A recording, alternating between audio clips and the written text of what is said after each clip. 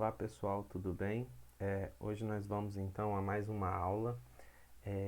Nós vamos dar início então a esse conteúdo relacionado à disciplina de microbiota do solo. E para dar início então a esse conteúdo, a gente vai falar sobre a fauna do solo, também conhecida como fauna edáfica, que é a fauna encontrada aí que vive no solo, né, tanto na parte superficial quanto na parte interna. A gente vai ver dentro dessa fauna edáfica, então, suas funções e as relações com o ambiente solo. Para a gente iniciar, a gente vai falar um pouquinho, então, sobre o solo. O que o solo representa, então, para nós, seres humanos, para o nosso planeta, para a relação, então, da vida, né? Geralmente a gente fala muito em água é a fonte da vida, mas e o solo, né? O que o solo representa para a gente em relação à vida também? Então, será que a gente só tem a água de importante, né, no nosso planeta? Será que se a gente tirar todo o solo e deixar somente a água, isso será favorável à vida no planeta? Então, por exemplo, nesse slide aqui, a gente fala sobre os solos do mundo, uma questão de escala espacial. A gente sabe que a água ela cobre muito espaço do planeta Terra, né? Então a gente vê aqui que 75% do nosso planeta Terra ele é coberto por água, né? Aí vem a água dos mares, rios, né? E vários outros tipos de locais onde essas águas estão acumuladas. Então, desses 75 vai sobrar 25%, né? Esses 25% que sobra é a parte terrestre, né? Porém, desses 25%, apenas 50% é habitável, os outros 50% é inabitável. Então, desses 25%, tirando a metade aqui, vai sobrar apenas 12,5%. Mas só 25% desses 12,5% pode ser usado. O que nos sobra, então, apenas 3,1% de solo que pode ser habitável e, consequentemente, também ser colocado à disposição da vida para crescimento, por exemplo, de plantas e de outros animais. Tá? Então, de 100% aí do nosso planeta, apenas 3,1% é solo onde a gente consegue ter um local habitável para os seres vivos. Então, o solo, juntamente com os organismos, eles que habitam o solo, eles possuem funções de grande importância. E essas são consideradas atualmente como mais importantes do que foi previamente imaginado. Né? Não se davam, então, muita visão para o solo e para os organismos que viviam nele. Algumas mudanças então no solo eles podem acarretar em grandes prejuízos, né? Porque das grandes funções que é distribuída para o solo, a gente tem então a degradação de compostos orgânicos, então muitos organismos que morrem, né, são jogados na terra e aí a terra, juntamente com os micro-organismos, eles fazem a degradação e eles disponibilizam novamente então a matéria orgânica para o planeta e, consequentemente, também eles fazem as ciclagens de nutrientes. Aí a gente tem carbono, nitrogênio, oxigênio e fósforo e vários outros compostos orgânicos que fazem parte, então, dos nossos ciclos aí, moleculares. Então, antes da gente começar a falar da fauna, a gente vai ver um pouquinho sobre o solo. O solo, ela é a parte mais superficial e fina da crosta terrestre. Ela trata-se de um complexo composto de mineral, matéria orgânica e gases. Ele é fundamental para a vida de todos os seres vivos do nosso planeta. Ele resulta da ação conjunta de agentes externos, que aí vem a chuva, o vento, a umidade, os enriquecidos com matéria orgânica, que são restos de animais e plantas, né, que consequentemente, junto com micro-organismos, vai formar os humus. Aqui a gente tem uma figura mostrando a evolução dos solos. Então, a partir da rocha, começa a formar então uma fina camada de solos jovens e posteriormente esses solos jovens eles vão se maturando até formar a camada rica, né, em humus, e a parte rochosa ela vai ficar então aí bem mais abaixo dessa camada de solo. Isso aqui demora muitos anos para se formar essa camada rica em humus, para consequentemente a gente ter uma vegetação em cima dessa crosta terrestre. Os componentes dos solos. Então, os componentes dos solos são os minerais e a matéria orgânica. Também vai ter o ar e a água que vão preencher os espaços que são existentes entre as partículas dos componentes sólidos. Tais espaços são chamados de poros. Dentro desses poros a gente vai encontrar então várias micro e macro-organismos. E a gente também tem a camada chamada areia, que ela vai originar-se então da alteração de rocha que contém quartzo. Esses grãos eles deixam grandes espaços vazios entre eles, que vão formar poros ainda maior quantidade de poros, e vai facilitar a circulação de água e ar. A gente tem no solo também a parte argilosa. Essa pode então originar-se da alteração do feldspato e de outros minerais que compõem certas rochas, e é formada por grãozinhos menores que a areia, e esses grãozinhos eles se ligam uns aos outros, e na argila ele tem uma grande dificuldade de circulação de água e ar.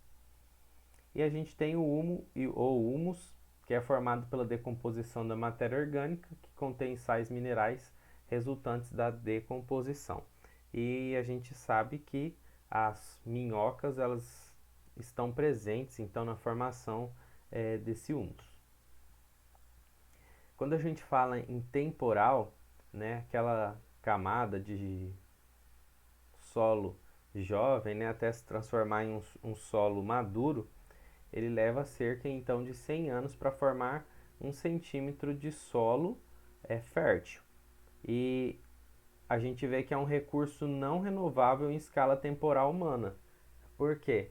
Né? A gente consegue destruir um vasto quantidade de solo fértil, e ele demora muito tempo então para ele conseguir de forma natural se recuperar e se tornar um solo fértil novamente. Então a gente vê que o solo ele está em perigo no nosso planeta e ele precisa ser bem manejado e conservado.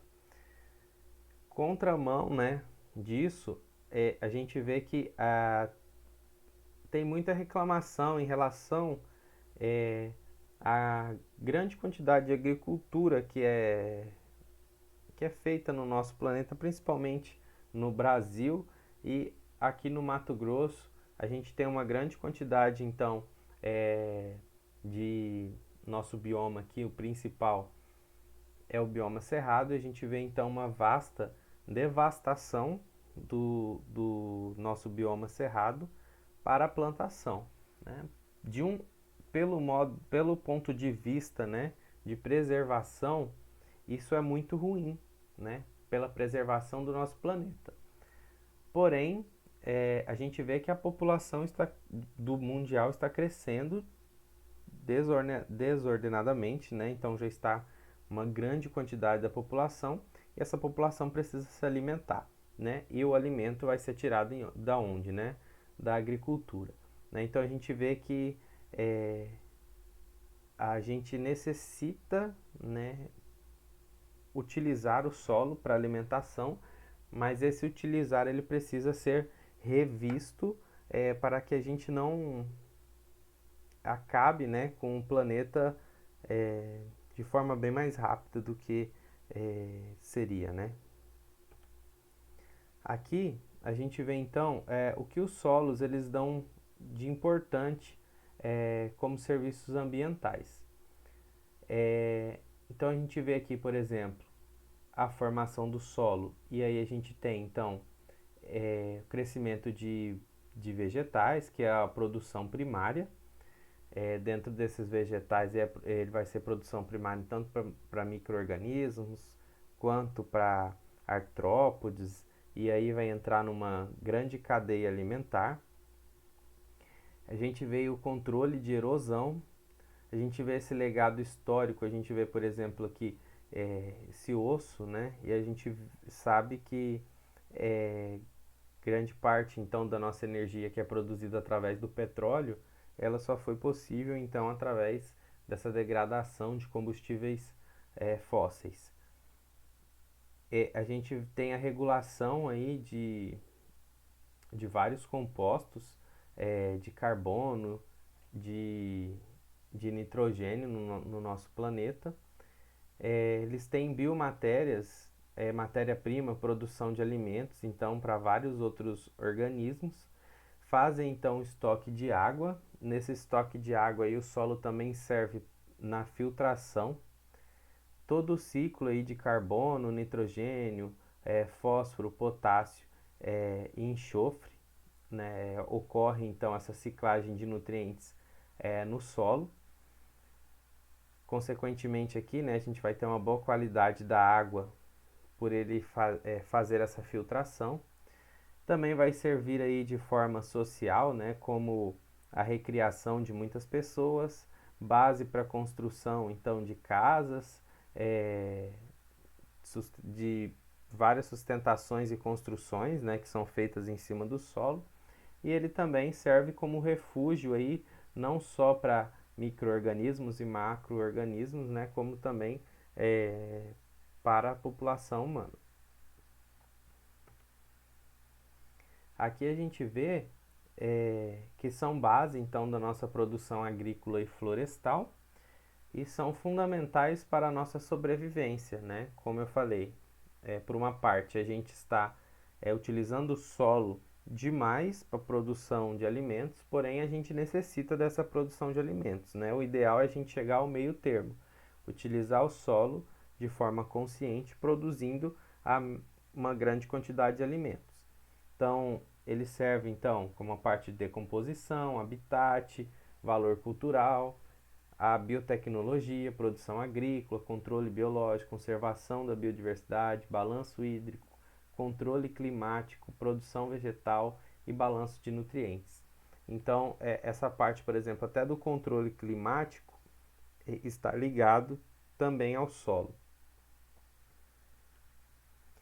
Então, o solo não é somente um substrato para as plantas, ele é um ente vivo. Por quê? Só não tem planta ali, né? Às vezes a gente não consegue observar isso, mas ali tem uma grande quantidade de organismos que estão vivendo no solo e que eles muitas vezes eles são despercebidos. Então, o solo ele pode ser o habitat mais biodiverso do mundo. Sua biota providencia serviços ambientais essenciais, mas, como eu falei, pouco conhecido em geral. Aqui a gente tem, coloquei esse folder aqui do Dia do Solo, que é dia 5 de dezembro, com essa frase. Então, há mais organismos numa colher de solo saudável do que pessoas na Terra, né? Esse solo saudável aqui é um solo onde a gente tem micro-organismos, né, tá? Um solo natural.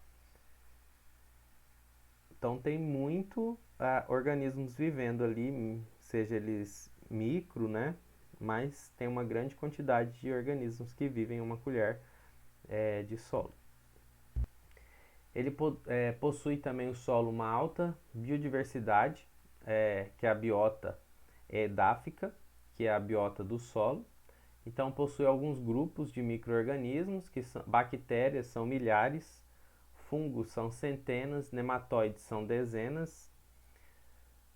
A fauna aí, que já são organismos maiores, a gente pode destacar então besouros e ácaros, que são centenas, colêmbolos, cupins, formigas, que são dezenas, e minhocas aí, que são em quantidades menores. Não existe inventário completo ainda da biota edáfica, e possivelmente vários organismos aí já serão extintos até completar-se então esse inventário aí, principalmente pela grande produção agrícola e a utilização do solo de forma incorreta. Aproximadamente 25% das espécies conhecidas vêm do solo ou vivem nele. Então, por exemplo, a gente tem aqui bactérias e vírus em torno de 1% vivem aqui. Então, outros animais, 55% vivem no solo, fungos 4%, plantas 18% e os animais edáficos em torno de 23% aí, que por exemplo dá em aproximadamente aí 360 mil espécies que vivem conhecidas, né? Que tem algumas que ainda não foram descritas, que vivem do solo ou vivem nele. Aqui a gente tem imagem então de vários organismos que vivem no solo. Então a gente tem aqui vários invertebrados, artrópodes, tem os nematóides aqui. Aqui, por exemplo, a gente tem um molusco. Então a gente tem uma grande quantidade. A gente tem também larvas de vários insetos que vivem no solo. Então não necessariamente o inseto ele vai viver, né, o tempo inteiro ali no solo, né, mas pelo menos alguma parte da vida dele ele vai estar presente no solo. Então o solo ele é muito rico aí na biodiversidade.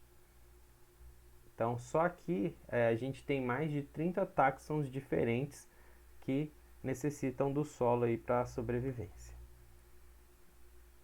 Mais pouco conhecidos, então, por exemplo, a gente tem nematóides, ácaros, besouros, aranhas, tatuzinhos, formigas, cupim, minhocas, colêmbulos, moscas, milipéias. E aí os que não são descritos aqui, ó, por exemplo, de nematóides, chega a entender-se então, por exemplo, esses 5.000 espécies que foram descritas é apenas 1% dos nematóides que vivem na Terra, tá? Os ácaros, então ainda falta descrever em torno de 97, besouros, aranhas, tatuzinhos ainda não se tem uma estimativa, formigas ainda falta 59 e assim sucessivamente. Então ainda tem muito organismos que vivem no solo que precisam ser descritos. Aqui a gente tem esse slide que mostra então uma grande teia alimentar que acontece no solo, né? Que a gente acha que às vezes a grande teia alimentar ocorre apenas acima do solo, mas ali na superfície e abaixo também a gente tem uma grande gama de organismos que fazem parte então dessa teia alimentar. Então, por exemplo, aqui a gente tem então as plantas que fazem fotossíntese e consequentemente aí, elas vão gerar matéria orgânica para o solo. E aí, além das plantas, né, tem os animais e os micro-organismos que vão gerar essa matéria orgânica. Aqui a gente tem então os nematóides que vão se alimentar das plantas, juntamente com os fungos que podem se alimentar da planta ou ajudar a planta, por exemplo, através das micorrizas. Você tem fungos saprófitos também, esses fungos eles vão degradar a matéria morta. A gente tem as bactérias também que degradam essa matéria orgânica. As bactérias elas vão servir de alimento então para os protozoários, para os nematóides e também para os artrópodes. E os artrópodes também eles vão se alimentar dos fungos e os fungos também serão alimentos para os nematóides. Passando aqui, os artrópodes também vai se alimentar desses nematóides que se alimentam diretamente da planta, né? Os artrópodes menores eles vão servir de alimento para os artrópodes maiores Esses nematóides eles vão servir de alimento para nematóides maiores que também vão predar, né? Vão se alimentar dos protozoas. Consequentemente, então, a partir desses artrópodes maiores serão alimentos, então, por exemplo, para pássaros, para animais que se alimentam de insetos, e aí a partir daqui vai iniciar-se então essa outra cadeia alimentar acima da superfície da Terra. Então, acima do solo, a gente tem uma grande biodiversidade planejada e manejada. Então, a maior parte da biodiversidade nos agrossistemas não está acima do solo, mas sim dentro do solo. E é o que a gente fala, né, dentro dessa frase: o que os olhos não veem, o coração não sente. Então, dentro do solo, a biodiversidade não planejada e não manejada. E aí a gente vem com essa pergunta, né? Por que a fauna ir ao solo, né? Por que esses organismos eles vão para viver dentro do solo? A gente tem aqui então alguns objetos então, né, que nos trazem a essa resposta, né? Então, alguns objetos de conhecimento. Então, proteção contra predadores, mesmo que a gente viu que fazem parte da cadeia alimentar, mas ali eles vão conseguir então uma proteção maior. Menos variações ambientais do que acima do solo, e o solo também, né, um solo saudável, ele tem um grande poder tampão, né? O que é esse poder tampão? Ele vai conseguir conservar então o pH bem melhor do que acima do solo. Então, os organismos eles vão conseguir viver em um ambiente com pH que seja mais controlado. As adaptações à vida do solo. Então, eles têm que se adaptar compacto, a um espaço compacto aí, com poucos espaços abertos, baixa luminosidade, baixa disponibilidade e qualidade de alimento, flutuações microclimáticas frequentes e fortes e baixa concentração de oxigênio. Então, os organismos que vão viver aí abaixo do solo, eles têm então que se adaptar a essas condições.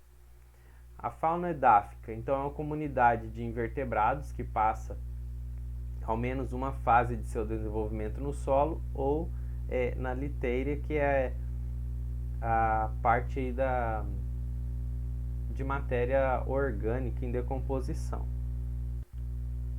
A classificação, então, através do diâmetro corpóreo, a gente tem a microfauna, que é menor que 0,2 milímetro, ingestão de fungos e bactérias, controle de ciclagem de nutrientes.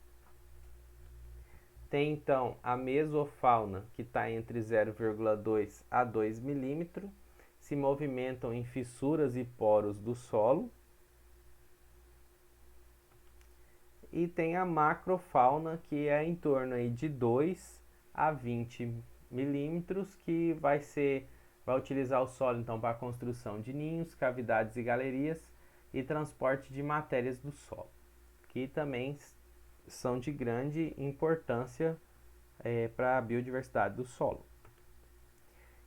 Aqui, como a gente viu que cada organismo ele vai ter um tempo de permanência no solo, então tem os que são de transição, eles vão passar algum período aqui, pelo menos para dos ovos, né, na parte interna do solo.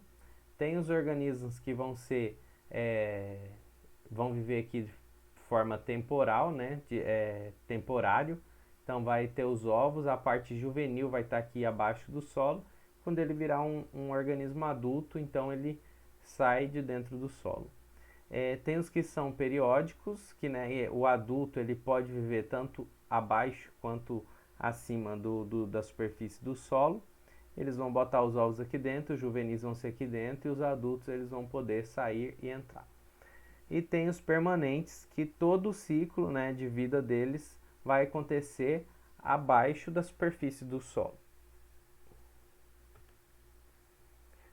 A mesofauna, tá? Só vou voltar um pouquinho aqui para vocês lembrarem, ó. A mesofauna, que são os que se movimentam pelas fissuras e poros do solo.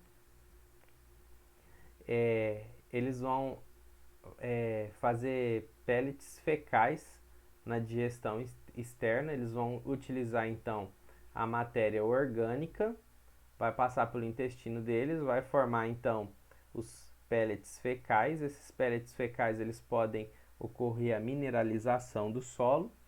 Eles podem então servirem de alimentos para degradação de micro-organismos, e eles também vão se transformar aí em coprofagia, né? Ou seja, um alimento aí para os organismos que se alimentam de fezes. A mesofauna, então elas são as transformadoras da liteira. A mesofauna, ela vai ter a fragmentação, vai aumentar a superfície de contato para micro-organismos e vai aumentar a velocidade de decomposição por fungos e bactérias. A macrofauna são chamados então de engenheiros do ecossistema, onde eles vão fazer galerias maiores e vão conseguir conduzir então os alimentos, matérias orgânicas por caminhos maiores. A macrofauna, então, por exemplo, os cropólitos, digestão interna e externa. Esses cropólitos, então, são as fezes que são carbonizadas, conseguem segurar o carbono por mais tempo na terra. Então, a gente tem a matéria orgânica, que, por exemplo, vai passar pela digestão da minhoca. Aí a gente vai passar pela região anterior, depois pela região posterior, e aí os micro-organismos vão decompor, outra parte vão formar os coprólitos, que os micro-organismos também podem decompor, e parte vai para a mineralização. Isso faz com que o carbono ele fique fixado por mais tempo então no solo. Aqui a gente vê então a proteção do carbono nos coprólitos, que é em torno de 6 vezes, 6% então menor quando em relação à não formação dos coprólitos.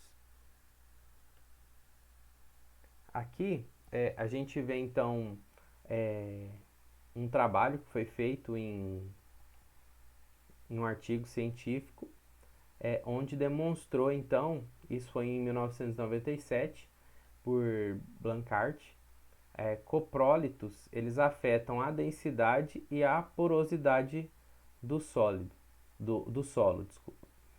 Então a gente tem os coprólitos compactos e os coprólitos descompactos.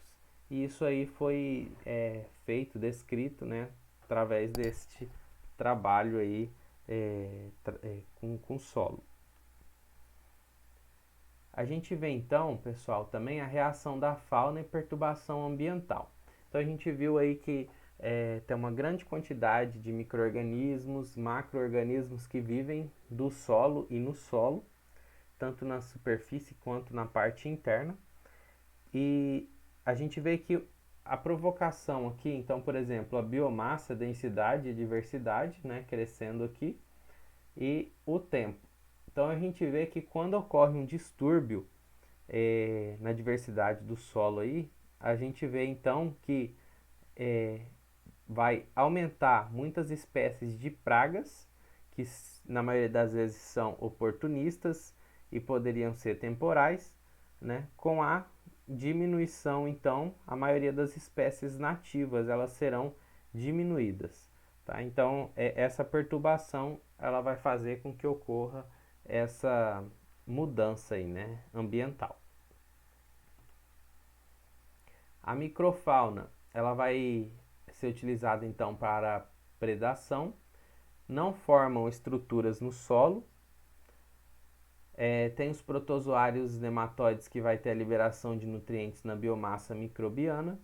A mesofauna e a macrofauna elas vão fazer através do mutualismo, né? e elas vão sim fazer essa parte de formação de estruturas no solo. E as fezes elas vão formar estruturas no solo, que são esses pellets fecais, e os coprólitos, que vai fazer com que o solo fique mais fértil. Então, a fauna de solo ela vai servir também como um bioindicador. A densidade e a diversidade alterada pelas práticas de manejo, clima, solo e vegetação, elas vão influenciar então no indicador de qualidade de solo. Então, quanto mais tiver práticas de manejo do solo e da vegetação, a gente vai ter aqui as informações de indicação de qualidade do solo. As minhocas, elas são muito utilizadas como bioindicadoras de um solo que seja sadio, fértil.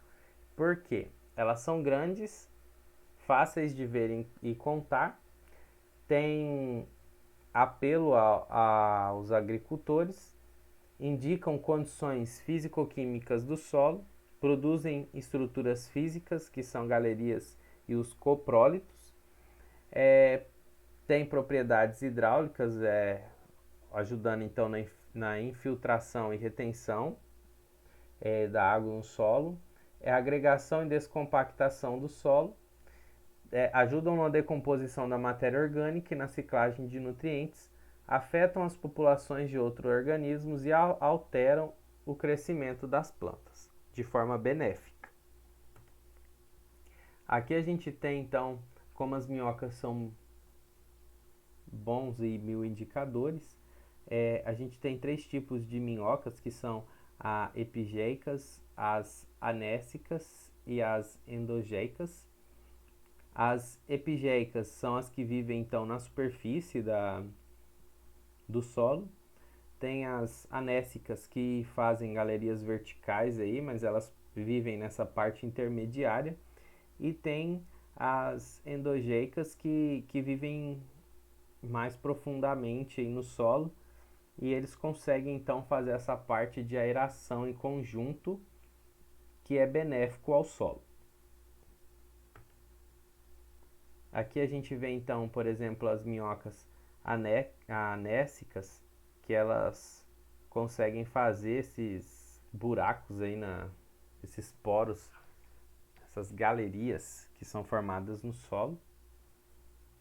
Inclusive aí na casa de vocês, quando tem terra, a gente consegue ver essas pequenas galerias que são formadas. A composição da serrapilheira afeta a densidade e diversidade da fauna. Então, a gente vê que, por exemplo, quando a gente tem crescimento lá na mata, né, na vegetação normal, né? Então a gente vê que tem uma grande quantidade de matéria orgânica sendo liberada, né? As folhas elas caem no chão, entram em decomposição e aí entram para essa ciclagem de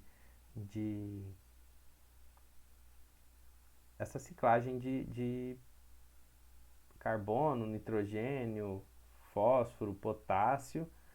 E quando a gente tem o plantio direto, essa parte de ciclagem ela não ocorre de forma natural, né? Tendo então, a gente vai ver nas próximas aulas, tendo que ser feito de forma artificial. Então, vai ter vários tipos de fertilizantes que vão ter que ser colocados na terra, no solo, para que esse solo ele consiga então gerar uma plantação em cima dele. As coberturas vivas, então, elas vão ter uma densidade e diversidade de ácaros predadores, onde as ervas daninhas não foram retiradas, e esses ácaros, eles também vão ser utilizados para controle biológico de parasitas, e aonde é retirada essas ervas daninhas, então tem a diminuição em densidade e diversidade de ácaros. Quando é feito então essas lavouras, né, é utilizado uma grande quantidade de pesticidas e fertilizantes, né, os pesticidas, porque até agora a gente está falando super bem dos micro-organismos, porém a gente sabe que eles também se alimentam da parte vegetal, então tem vários parasitas, fungos, bactérias, insetos, que são parasitas de muitas vegetações aí que são utilizadas nas plantações. Então eles acabam diminuindo a quantidade de alimento. Então para isso é utilizado uma grande quantidade de pesticida. E os fertilizantes, né, como eu falei, não está lá na mata, né? Então essa ciclagem de elementos químicos aí, ela não é feita de forma natural e ela precisa ser feita de forma artificial através dos fertilizantes. Uma grande quantidade de fungicida, ele vai ter efeitos drásticos então na fauna do solo, porque ele não vai matar apenas os fungos parasitas, mas também os fungos benéficos. Esses fungos também que fazem as micorrizas, eles também terão efeitos drásticos. Os herbicidas, eles vão ter morte de organismos, que vai retirar a cobertura viva, que mesmo sendo as ervas daninhas. Os inseticidas, ele vai levar à morte da meso e da macrofauna, que vai ter substituição de grupos de ácaros e oscilação no grupos de colêmbulos. E os fertilizantes, eles vai aumentar, vai ter aumento da população da fauna edáfica, maior aporte de biomassa no solo, só que as minhocas elas podem sofrer intoxicação por amônia, tá? Então esses fertilizantes eles podem ajudar aí no aumento da população, porém, né, essa população ela não será aumentada aí de forma natural, tá? Então pode ser que, por exemplo, a gente tenha um crescimento de um táxon muito maior do que o outro, o que vai afetar então na cadeia alimentar que ocorre no solo. Aqui a gente tem alguns métodos de coleta para ver a qualidade do solo. Então a gente tem métodos tanto quantitativos, né, que são através de números, quanto qualitativos, que é através de observação. Então, por exemplo, tem minhoca ou não tem minhoca? Aí é qualitativo, né? Não tem minhoca ou tem minhoca, não é através de números. E os quantitativos é através da contagem mesmo. Então, como que é feito isso? Então, é pego uma pequena amostra do solo e dentro dessa pequena amostra do solo, então, são feitos os exames laboratoriais, então, para contagem desses micro-organismos, né? Como que é feito? Então, parte aí, por exemplo, é colocado um caixote com que vai delimitar ali uma quantidade do solo, é colocado formol, esse formol ele vai conservar, então, esses micro-organismos e macro-organismos que estão vivendo nesse pedaço do solo. São feitas também armadilhas elétricas para conservar então esses indivíduos aí, para eles fazerem esses métodos quantitativos. Tem esse também que são os funis de Berlesse. Esses funis de Berlesse eles utilizam então o calor e lâmpadas, e aí os organismos que passam ali eles acabam caindo e ficam presos dentro desses funis. E aí também tem essa outra armadilha aqui que é o pitfall, que eles colocam então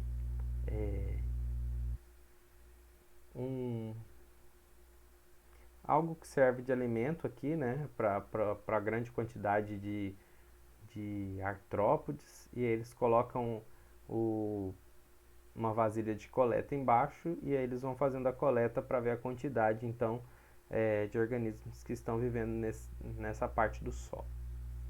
Aqui a gente vê então através de um experimento aí que eles comprovam a atividade da fauna na decomposição da matéria orgânica, esses organismos que vivem no solo, através desse estudo que foi feito, né, desse artigo que foi realizado. Então aqui eles mostram então a taxa de decomposição da Boutelia gracilis sem organismos presentes. Aí eles fizeram somente com organismos presentes, que são os micro-organismos, e com a mesofauna e os micro-organismos presentes, tá? Então O primeiro sem micro-organismos, apenas com meio abiótico. Esse outro tracejado aqui somente com micro-organismo. E esse outro aqui de bolinha seria com os micro-organismos mais a mesofauna e a macrofauna.